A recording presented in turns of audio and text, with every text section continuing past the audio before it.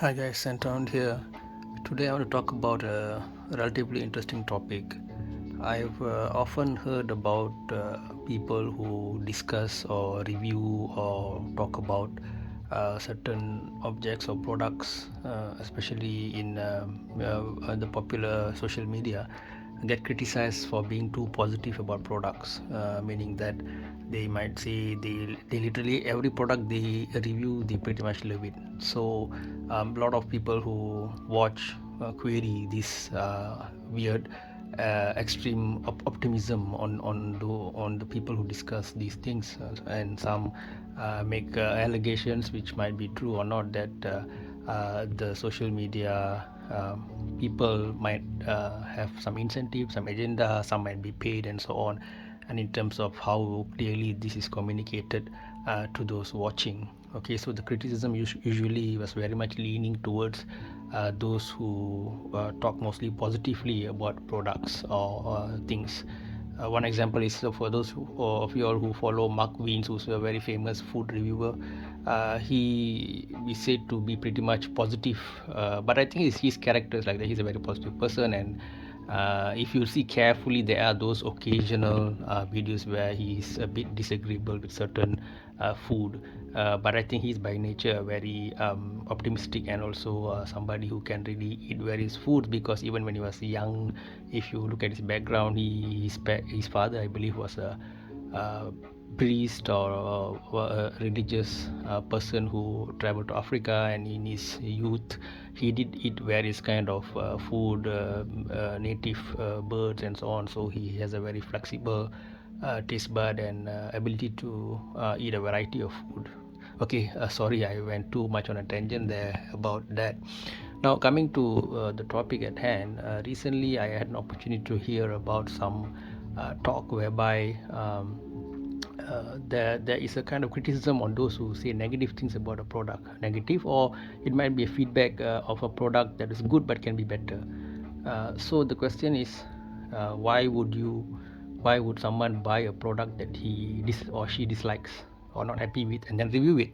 It seems to not add up. So the argument is that maybe this person was not so called paid by the certain company, or they had a discussion and the company broke a promise or whatever it is, or payment didn't arrive. These are the common allegations made. Otherwise, yeah, I mean, there are some people who are professional product promoters. I think there's a difference in terms of the polish of the show itself, and some of them do give clear disclaimers about, for example, Gerald Undone. If you guys follow him, he's one of the more nerdy camera SLR camera reviewers, and he does a very decent job. He's Mr. Purple, I call him. And he would say, normally, for example, this particular brand gave him the product, but they do not influence his judgment. So that's a very cool kind of disclaimer at his level. Okay, so when somebody says something negative, it could very much be that they are very ethical, very conscientious people who just think that the product can be improved, only commenting that so that the manufacturers can come up with a better product. So criticizing people who give negative comments is, I don't think it's a way to go. But I do think that any criticism can be as respectful as possible. Okay, of course, sometimes one is disappointed when the product. Okay, these are just my perfumes. It doesn't mean that I hate any of these or anything, right? Don't don't make assumptions. These are just some perfumes on my cabinet right now. Okay, don't make a conclusion like that. There's a mix. There are some here that I like, and some I might not be so hot on. Okay, so where was I? Right. In terms of negative comments, should be kept respectful and hopefully put in a way that the manufacturer want to do a better job. But I do understand. I know how it feels, because sometimes you, based on hype or what you buy, and you might and sometimes you might get a chance to test the product, for various reasons. Sometimes they say the tester is not available, or these kind of things, and then you might end up buying it, and you might get quite upset because you spend a lot of money and so on, and you feel that the quality does not match the price, for example. So that can be one reason why. So the answer to the question of this video, why do we buy perfumes we don't like, or why does anybody discuss or talk about or review a product they don't like, why they didn't even buy it in the first place if they don't like it. So point number one, hype. People hype you on a new product, a new movie. Everybody saying, wow, part 3 of movie XYZ, right? And then now we know about the wave of wokeness that come across the cinema, and there's a backlash to it as well. And people looking at why are people shoving their political beliefs and ideology into a story, right? That sort of distorts the natural flow of a story, and it distracts and it's annoying to the viewer to being preached on political correctness or whatever is the most trendy thing to push onto people right now, rather than creating genuine characters who might have any kind of orientation of philosophy, but if it's genuine, then people will enjoy it. If it's something just artificially being pumped, and then people, I don't think, will welcome that. I think that's one key. Okay, coming back from our other diversion into the field of movies. So the first reason I already mentioned about that disappointment of hype that caused people to buy some things. So what's another, or what are other reasons why such a thing can happen? Well, my other reason is that sometimes you get packages, like if you see this is a set here, okay, this Armani set. So in this set there might be something that I really like, but the set might come with one or two perfumes that I'm not so fond of. So since I bought the whole set, I probably will review each one of it or discuss each of it and talk about the strong and weak points, and talk about what I like and what I don't like so much. So that's another reason why when people buy things in a set that's sold to them in a set that's discounted, or whatever the seller decides to do, that causes that to happen, or buy one free one, for example. So in that situation, you end up reviewing or discussing the product, and so you can get a negative review, or the answer to the question why did you buy something if you don't like is because sometimes it comes in a set. Okay, so that's another reason. So besides hype and good deal, also about the brand. Certain brands sometimes, like in cars, Mercedes. I bought a Mercedes, I bought a BMW. Sometimes it's more nuanced than that. It's possible that a well-known brand produces a particular model which is dummy in quality, and vice versa. So that can also tip us into buying a product that once we buy it, we find it's not as we thought it was, and then comes the criticism. Now, many of you might say, this is perfume. How could you make such a error, right? So earlier I already mentioned about the issue of some products not having the testers available in the shop, and you having the hype and the brand name, all these combinations there. But also another point is that how to say, what was I thinking? Losing a bit of my thought flow here. I mentioned about the collectors. Okay, now the other thing is that when I said about this, right, some will be good, some will be bad. The other thing is that those who are into collecting things, right, collectors or hobbies, they like to get make sets. Like for example, a novelist you like, who's one of a cool novelist, maybe science fiction, maybe Isaac Asimov, okay, Ian Banks, and so on. You like the author, you want to have the full set of his works. Okay, let's say author X wrote 10 books, you want to just collect all 10 as a set, and out of that there might be 3 or 4 books that you don't really, or that's just slightly less than others. So is it wrong that you discuss that these books are a bit less after you bought the set? Okay, so the collector's instinct or collector's nature, or you can call it obsessive compulsive, is another reason, okay, why these kind of things happen, because we want a set, so we end up getting both the good and not so good ones. So the need to have a full set by a collector, that's another one. And altruism. Okay, altruism is another reason why, is because altruism comes in when maybe you start off casually talking about your hobby or something you like. In this case, say for example, I talk about perfumes, and then you walk at the store, you saw something reasonably priced, and then maybe you're not thinking of buying it, but then you think about, there are people who enjoy or like or share these with you, and you think, hey, maybe they might benefit from it. and you might have some spare cash on the day, and then it is not too expensive for whatever reason it might be, right? Or maybe on that day the seller says that, oh, this we're having a special discount, for example. So you say, okay, altruism, I'll just review this so that somebody might benefit from it, whether even if I don't like the say the initial smell that I got from it, so somebody else might benefit. So don't discount altruism, human beings.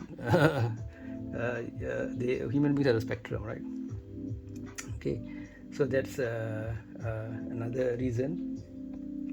But I guess if it's just a horrible thing, the packaging is no good, there's no much hype, the smell, it does not smell good to me, the price is very, very expensive. If you all recall one of my reviews of the decant of a Creed Aventus, I give it quite low marks because I felt it's not a bad perfume. It's just that I felt it's way, way overpriced. I don't know why. I really, really don't know why. And I feel it shouldn't be that expensive. Or they should make like a smaller utilitarian version, and maybe they can sell a more exclusive intense version or a stronger concentrated version. So the jury is out on that. Maybe you guys might have a point to make about justification for the price, and or whether I should have even given low marks just merely based on the price alone. But yeah, it is what it is. Okay. So now the other very interesting thing I like to share is that other people might like it on you. Let's say, right, you are a college student, you stay with your roommates, and you know how college students and roommates are. You see him, there's a Boss Bottle Blue on the cabinet, and you say, okay, screw it, bro, I just want to spray this on tonight as we go out. Is it okay? Your friend says, go ahead, bro. You just spray it on, you feel like, nothing interesting in this smell, right? You don't like it so much, but then, hey, what the heck? Just spray a few, let's go. And then suddenly when you go to the party, everybody's complimenting you. Oh, hey, what smell is that? It smells so nice on you. Like, wow. And then you're like, hey, okay, I thought it's not so nice, but it seems everybody likes it on me. So it's also possible that you buy a product because when you go with a friend or what, even for shopping, right? The friend, you spray it on your friend, saying like, wow, you smell good, man. But you might feel like, I don't really like this so much. So there are a lot of people, actually there's a big group of people who not really liking a particular perfume, but because it's really pleasing for many people, they get it. Okay, maybe they might have a different taste, they might be a unique, they might have a different nose, but to sort of blend in, or to sort of in certain, like if they are salespeople, they might want to make sure that they smell pleasant in front of the customer, and not rather than spraying on whatever it is that they like, right?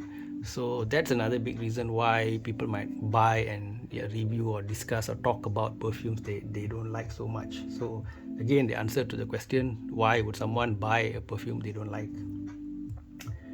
And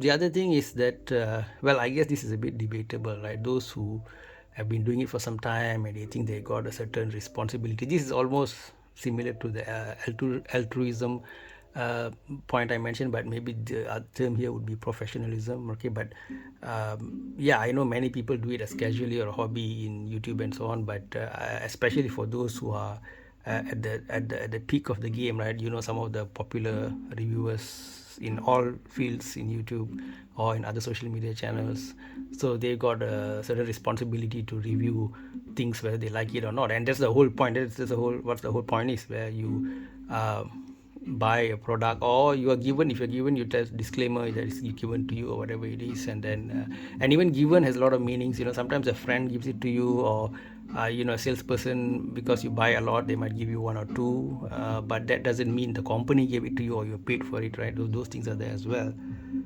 So no easy answer, guys. I think no, what I mean, no easy answer is not about why perfumers, sorry, reviewers or these people who have a hobby talk negatively or criticize products, which I think is very valid. I think very important, as long as it's done in a very how to say, reasonable way, rather than just stomping on it. It's more of how to say, it's yeah, I keep losing my train of thought, maybe because I'm getting sleepy actually. Yeah, so it is what it is. It's not wrong to to have some negative points. It balances everything out.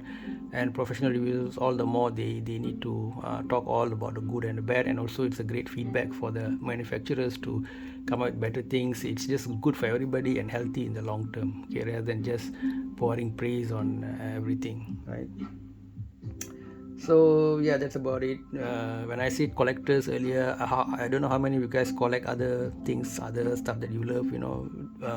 Don't you guys like a set? For example, if you're into comics, you might want to collect all Grant Morrison's work as a comic writer. You might want to collect all Alan Moore's work. You might want to collect all of what's his name, Alex Ross illustrations. For example. But of course, some might be good, some might be not so good, right?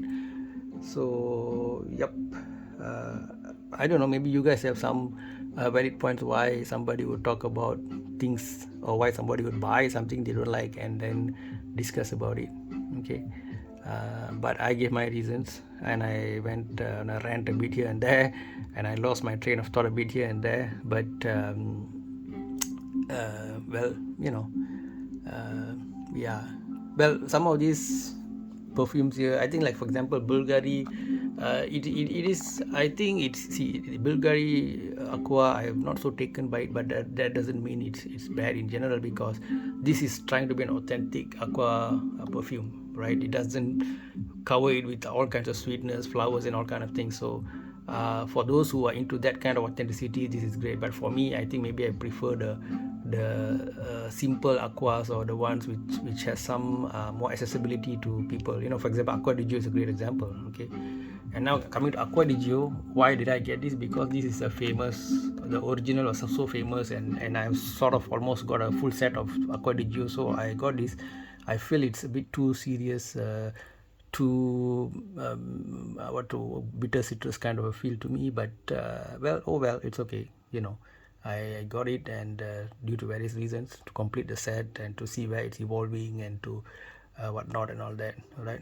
And Mr. Burberry, yeah, Mr. Burberry and me somehow never seem to get along well. I can't remember often why I bought this. Okay, yes. Now coming to this brings me to the next point, guys. Why people talk about, especially say perfumes, things that so-called they don't like, why they bought it. Okay, now the issue is that you got a nose, right? And these products are designed to have what we call an opening or a top note. That's the first whiff you get, and oftentimes first whiffs can be great, but then the dry down can be not so pleasant, or you might not enjoy it. So if you're not patient, if you just spray and you're like, oh, I like it, I'm gonna get it, then you might find on a longer term, this is not so good. And since smell is still somewhat subjective, you might then after a few years go back to it and say, wow, it's actually good. What was I thinking? What did I say? It's not so good. I like it now, right? So all those things are there.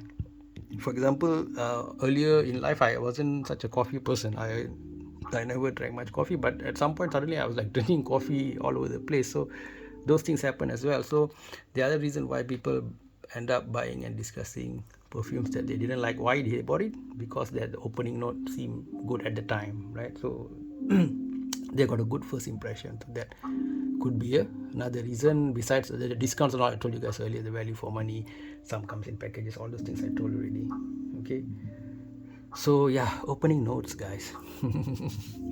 Yep. And then of course we always talk about not blind buying and all, but we do it anyway. Sometimes you hear a perfume's name mentioned a lot of times, and then suddenly it's available and you think it might not be around again, maybe a bit of a rare product, and they don't have a tester, and you say, okay, never mind, I'll just get it, especially if you're a hobbyist, right? So these are my list of answers to why you buy perfumes that you don't like. Sets like this, the Dunhill 7 ml set that I got, okay, icon set. There's some that I don't like, but not say I don't like, but less of interest for me. But okay, guys, with that, I think it's more for those people who are into slow listening. Some people, they just like to have a slow YouTube video. You might be doing some of your things, you might be writing, or you might be doing your dishes, or you might be having a slow drive in a car and you just want to sit and listen to some slow talk on perfumes. That's for you guys. Some people, they like everything fast, they want instant, so we got the short videos for them. They just want 1 2 3 4 5, okay. Perfume, top notes, mid notes, bottom notes, and then good for what, projection is what, okay, thank you, bye bye. Some people are into that, some people are into like more of long form.